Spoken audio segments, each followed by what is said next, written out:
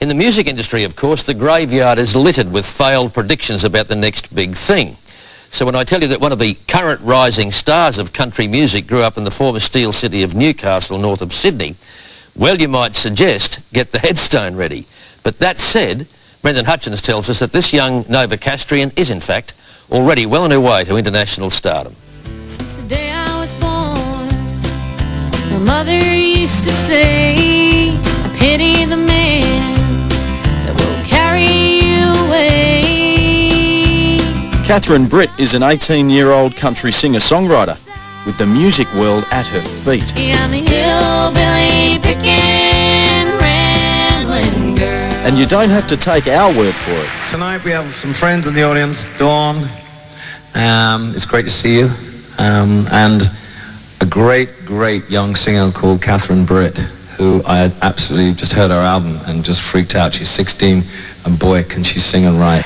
I met him backstage at his gig in Sydney. It was his last show, and when I found out I was going down to meet him, I just sort of got the call, like, you know, get in the car, Elton John wants to meet you, you know what I mean, drive to Sydney, and it was all like really fast and kind of happened really suddenly. I was bawling my eyes out the whole way, I swear to God.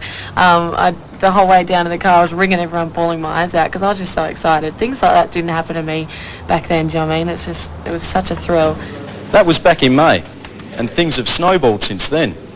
Catherine received an ARIA nomination for her debut album, signed a recording deal with the largest country music label in the US, and completed a national tour with Chris Isaak here in Australia. It's been great. He's been really kind to me, and his whole band and everything's really good to me, so it's a lot better than I thought. It's good. He's a perfect gentleman. I just was saying, he's a perfect And he's gentleman. a perfect gentleman. Thank you. There'll be a little something extra for you in your paycheck there. Yes, I'm 46 miles from LA, and I'm thousands of miles from my home. Catherine's quickly gaining her own legion of fans, but spend any time with her and you realise there is no bigger fan of classic country music than Catherine herself. Okay, so this is my bedroom. This is where I we actually moved here when I was 10, so I spent pretty much all my life songwriting in this room. Every song I wrote was here or out on the veranda out there. And as you can see, there's a few quotes on the wall for Hank Williams. This is actually a poem that I wrote about Hank Williams a couple of years ago, and this is the last song he ever wrote when he died in a Cadillac, and there's his quote that he used to say before his shows. So this is where I wrote most of my songs, and this is my CD collection. Hank Williams on top, of course, because he rocks. Dusty smiles and heartbreak cures. Catherine grew up listening to her mother's Dolly Parton records during car rides to school. But in pure Hollywood style, it was a movie that changed her life. Thank you so very much, and welcome to this portion of our Grand Ole Opry. So let's For some reason we brought home, or it was on TV, the movie Coal Miner's Daughter about Loretta Lynn, and that was it. Once she saw that, she was well and truly hooked on country, and she just played that over and over and over, and that's where she really got hooked on country and hasn't turned around since. And just like her idol Loretta Lynn, last year Catherine performed at the mecca of country music, the Grand Ole Opry in Nashville, the longest running continuous country music radio program in the world. Thank you so much. Thank you. Talk about, is she not wonderful?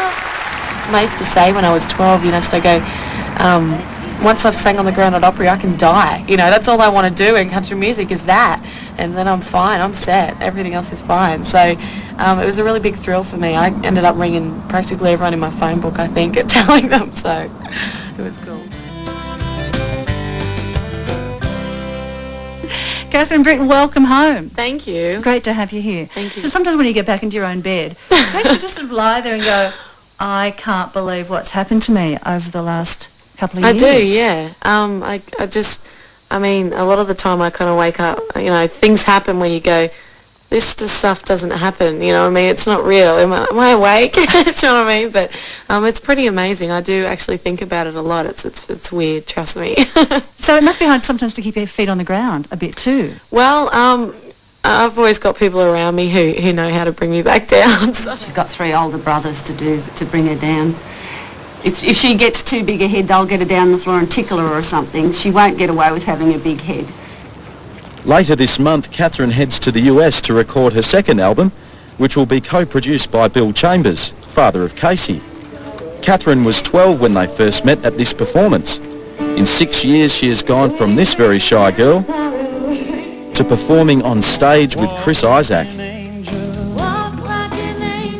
Talk like an angel, but I got word. You're the devil in the sky. Oh, yes, you are. Devil in the sky. And now her next album will feature part-time country crooner Billy Bob Thornton. And yes, Catherine's friend Elton John. But we try and keep in contact by email. I'm actually doing a duet with him on my next album, and we keep up to date with that and what we're going to do and try and organise it and whatever. So, yeah. That's very exciting. I know. It's very cool. So with success so early in her career, what does the future hold for Catherine? You know something? I watched from the side of the stage and I just went, I mean, look, we put the camera on Catherine. She's good looking, she can sing great, and it's just going to get better from there. You know, it's like, what's to learn? She's got it. My aim is to maintain a career for the rest of my life, which is one of the hardest things to do, you know, make money off your career for the rest of your life, so that's kind of an aim of mine. I said you're the devil. Catherine Britt, you're the devil in disguise.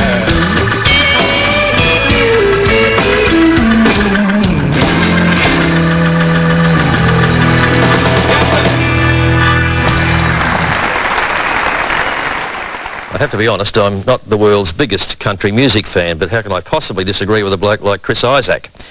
As he said, Catherine's clearly got it in her chosen musical field.